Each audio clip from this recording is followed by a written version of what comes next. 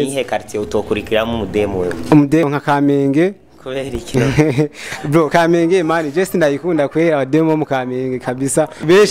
Beshi n'abamara sana hariya. Ni mara. Beshi n'abamara kabisa. Haje umuntu nyene agushirire ngaho imiliyoni imwe. Agwe n'umudemo mu Kamenge. Umurongore wo kwa. Wapi kwisi no kwemera. Umudemo mu Kamenge. Naho uzana miliyoni 5 kweri. King Plata muramuzi mwese. Ujya kweri turashobora kuba twagiraniye agaso naragiye gukora ikintu wiwe gukora indirimbo wiwe afata nabi yambonye ko kumenda umubono je nambari amahera menshi kandi kweri stile nambara bose abazibona aravuga ati Fabi J ni hari ndayifise urazi kuvuga subscribe subscribe nkikubona wagenda nibihinda ariko ubuko ndakubona uri mu gahinda.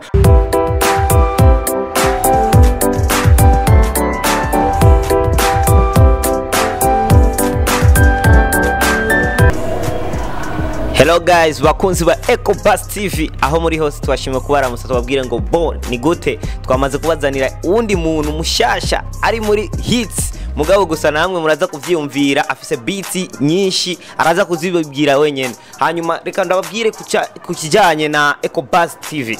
Ecobus TV icyambere ni campaign hanyuma ikora ibintu byama imprimants ubuzi bw'inzu urumva byose birimwo gusa abashaka kubimenya benshi muraza kubona nimero ziriko ziricisha ngaho hafi hanyuma uce wandikira Ecobus uba telefone ubakubwire ukuntu bigenda nyene reka tubabwire none ko twabazaniye umushitsi ari ngaha nitubatevye reka tumubaze mbe witwa nde akora he akora ibiki reka abibwire wenyene mbe bro ni gute jemeze neza ko ni sawa turashima witwa nde nitwa Fabi J amazina y'ukuri abavyeyi banyise nitwa Mugisha Onesphore ukora iki ndafise ivyo nkora ariko sishimye kuyivugira nga hanyuma inyuma y'umuziki ukora iki ndafise ibindi bintu nkora ariko sishimye kuyivugira nga kabisa wotubwira gusa na bito uvyo uhora ukora nyene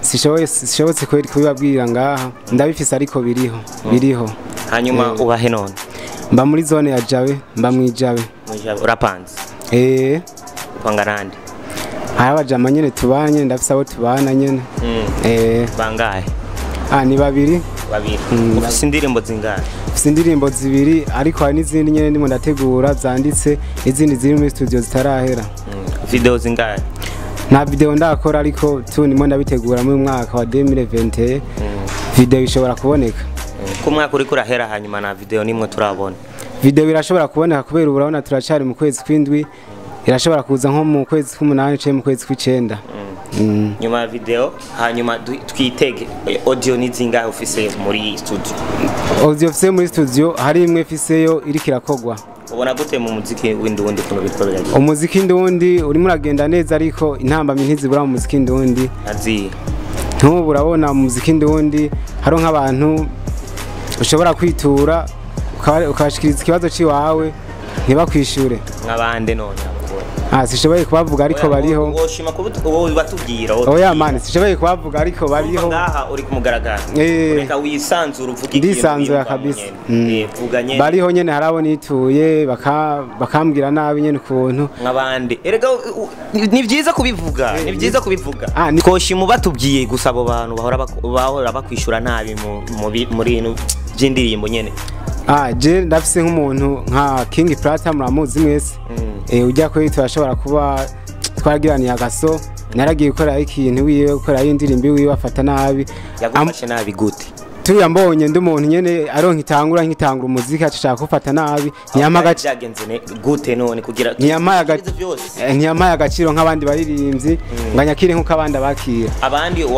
wabonye ukuntu babakira abandi nabonye ukuntu abandi babakira abandi babakiriye neza nyene baraza ndabasangaho ariko tuje ntashimye nanje ko nicara mu bandi imbere yawe yaragaye kabisa yaragaye kandi sisi ukuntu wabonye nyene ukuntu yakugayeko wabonye byavuye kuki no kugira ngo kubera wari underground hari impamvu nyene impamvu byavuye ko ya mbere yambonye ko kumenda umubono ambona ikindi naco cyatumye tama agaciro cyane kubera yabonye nkitangura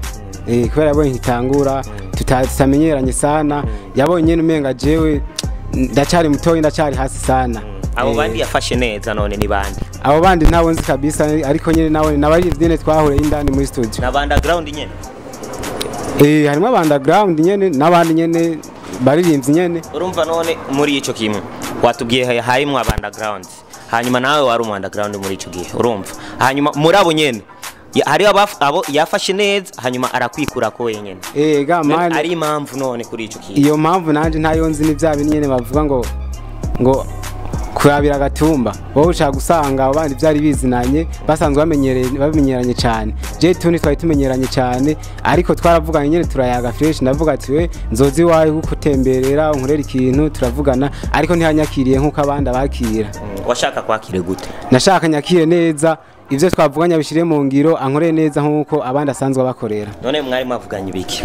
Je twaravuganye yuko nzokora, ariko tundagenda gukora ndumva yuko abantu bitagenze neza, ndababwira ati je ahantu bisaba ko subiramo, aranyankira mani indirimbo ari yo wanje ibaze. Atubwira aho hantu nyene. Ni indirimbo nyene nayimo ndakora, na hantu nyene numva ijwi bitagenze neza. Aturirimbire. Ariko iyo ndirimbo ntirasohoka. Gusa duhe kapera nyene. Duhe kapera tugeme. Navyo kuja handi kuko harabandi ntumbaza ibindi bongera izindi, ntavyo gutaha uyu musi turakesha nta kibazo c'amakashi ziheze turakopesha yoyo. Ako nyene gato. None we uririmba style ya he? Je ndirimba style ya R&B na rap. Uraza aho yavukiye kwanza R&B? R&B. R&B ni birefu kabisa, turahazi turahazi. None muri R&B wowe ubibona gute, bigenda neza cyane ko numvise wamaze kunkubita hip hop, wamaze kwinjira muri hip hop, hanyuma ukambwira uririmba R&B. Ufise indirimbo zingahe za R&B? Ufise indirimbo imwe ya R&B yitwa Garuka. Niyindi yitwa Ngumi Ruhande, niyo ni R&B. Harimo icon R&B ariko harimo na rap. Iyo nyene muri iyo ya rap kwanza turirimbire twumvirize igipande wakunze muri iyo ndirimbo ya, hanyuma kubera abantu bari baragukurikirana nyene bavuge ko ebana uwo mutipe kwera aratwemeje ko rumutsi.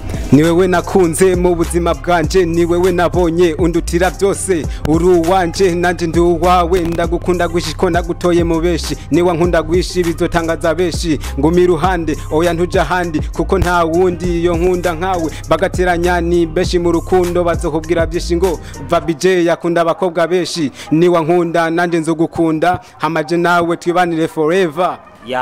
Urumva twibanire forever. Mbe Vabije yakwehe iryo zina? Vabije ni izina ryavuye mu buto bw'iwanje. Ninde ari guhaha? Iri zina narihawe n'umukecuru yitwa nyokuru. Ni wahize kwa Double J wewe? So narihize tu. Urumva bitaba Double J. Hanyuma Double J ari ukwiwe, Double T ari ukwiwe, nanje Vabije ndi ukwanje.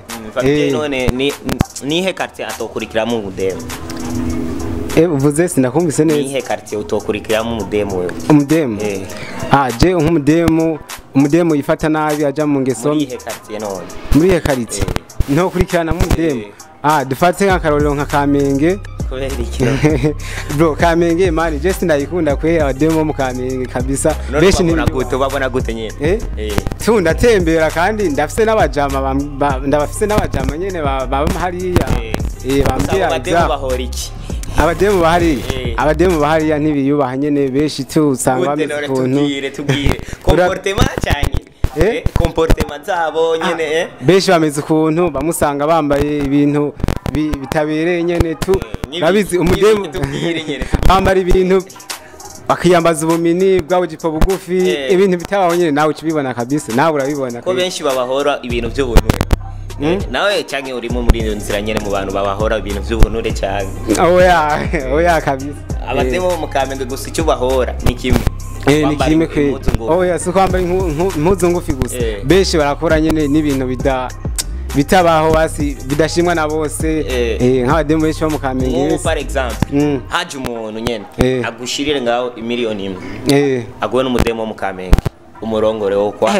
Wapi kwesi no kwemera umudemo Kamenge nawe uzana miliyoni 5 kweli kubera iki none abademo ndashaka tubwira impamvu urumva kwambara bigufi ni hose bahora bambara beshi n'abamara sana hariya ni mara beshi n'abamara ya kabisa so akajambo kamwe mu Banyakamenge none akajambo kamwe mu Banyakamenge kwetu fatiye nko kubasore nkanje nkuko barakwiye kwirinda abademo mu Kamenge basi bakaraba basi bakaza baraja hino za Kiriri niho hari abademu ba fresh man se uwo mukamenge nyine we nawe nawe bimenya kwi uragoye kandi cyane gose kabisa ko amanyanga ndamubona amanyanga usanga mani hari gihe nkubo watonze ku kazi murabona nanone ivyaba ari murabizi none hanyuma reka tweze ivyo onya dusubire no mu muziki Fabi J akunda iki Fabi J mu bintu mu buzima busanzwe canke mu buzima busanzwe icambere nkunda n'umuziki umuziki kabisa ikindi ndakunda no kuganira n'abantu cyane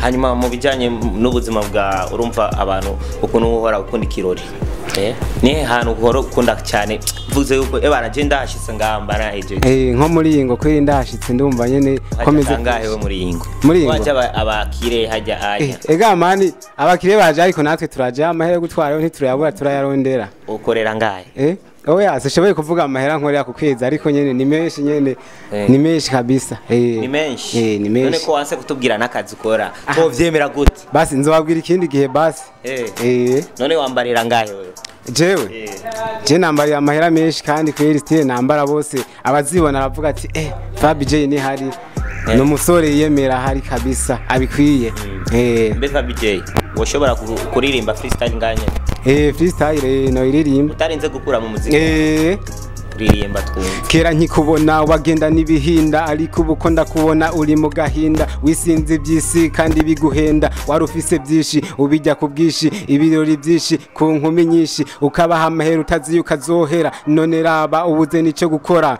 ubutemu twiwe bamutiza umuhoro ngyo namenya bujya iza mu nyuma waruzi yuko wariko bizoguma yo none mudemo abahe jewe je nta mudemo fise kubera iki nabonye abademu baragorana sana bagorana gute man umudemu murashaka kwa muvugana ukawumva akubwiye ngo sheri ngo rango ngurirenga intuze ingamayinite canke ngo nguriranga ikirato man babaye umuvyeyi wiwe ibaze ngo nguriranga impuzu nawe haba hari ibintu uri kura profita na ega ariko abademu baragorana niyo mpamvu nyene mbayeho kunyene mpowesheje tu abo tuvugana bose n'abajama kabisa unda basizihe karite z'abademu umudemu afise amataye kwera afise n'ibisusu uw'inzobe canke yirabura w'inzobe n'uwirabura ariko atirabura gose niwo wifuza niwe nifuza none ko uvuga abademu ngo baragorana hanyuma ukabifuza kandi ndabifuza nyene abademu nabo bagorana si bose kubera nimwe avuga ngo abumwe gatukisha bose barashobora kuba ari jana ariko hakavamo umwe nkasanga turabihurijeko mu kuvukibaho mu myaka yawe yatanguye kugera ukundana umaze gukundana n'abademu bangahe ntabona meye igitigiri kweri Fabi J watubwiye yuko abademu sengani barashika hanyuma tuve muri ivyo mbe Fabi J wowe uri umwana wa kangahe iwanyu uvuka he je ndi umwana wa nyuma uvuka he mvuka mu ntara ya Kirundo quartier na zone byose tubwire ukuntu bimeze mu ntara ya Kirundo nyene centre ni Kirundo ko twebwe twahabayeho twakubonye na rimwe sanga mutandonde canke mutari bwamenye canke nanje ntari bwabamenye onya izina ryawe rishise izina ryanje ryaraduze kabisa abatari bake baranzi abanzi bari banzi bwa mbere ntaratangura umuziki ubu bariyongereye ubu ni nca kabiri cabo ufise YouTube ndayifise urazi kuvuga subscribe subscribe uvuga kandi urumva urangyohe cyane shaka umbwire subscribe none wotunga YouTube utazi kuvuga subscribe YouTube turayitunga ariko tunyene aho nyene mbira subscribe mani mbona uri kumenga uri kurangura kabisa umva ako kaboro je karangyohe kweri kuvuga mbwira basi babwira abakunzi bawe subscribe bavyumvise nyene wabivuze wamaze kumvugira babwira izina babwire Fabi J nimba ninde hanyuma ucubabwire subscribe maze akaboro karimo karangora ndaki reka tubwire neza none umviriza urazi iyo ni intere yawe urumva kandi ushatse bakumenye nyene hanyuma ucukoresha ako kaboro VabJ kuri YouTube undonka ugize subscribe muzobe muronka ibintu byanje yakirikare nde kwindirimbo mwiza ama video uri kurabateguza urumva nyene babwire none bashatse kukubona bagusange muri YouTube bagira ikinyene kuri kajya kaboro karuje wa ugiye YouTube urabona VabJ ukagira recherche kandi ka VabJ kagira abone kugira ngo uzabone ibikorwa by'iwanje urumva kaba kandikiye ukuntu subscribe ega mani bose uvuze sabone barabimenya none sabone ni muyihe ndimi sabone ndibaza man nawe kwiri kugeze mbari none tubwire kurambaza byinshi gose ndakire ni muyihe ndimi basi sabone reka basi tubyorohe tubwire mu kirundi sabone niki sabone ni ndimi imvukire nganye mu kirundi sabone mu kirundi sabone mu kirundi sabone nico twovuga ni nko kwemeza ikintu kwemeza ikintu urabifite gukofirima urabifite nyene iki ukuri ko ari gukonfirma ni gukofirima kwemeza ikintu sawa umviriza none ikintu cya nyuma dufise question zibiri za nyuma kandi izo question ni importance umaze gusohokana n'abakobwa bangahe jewe maze gusohokana n'abakobwa benshi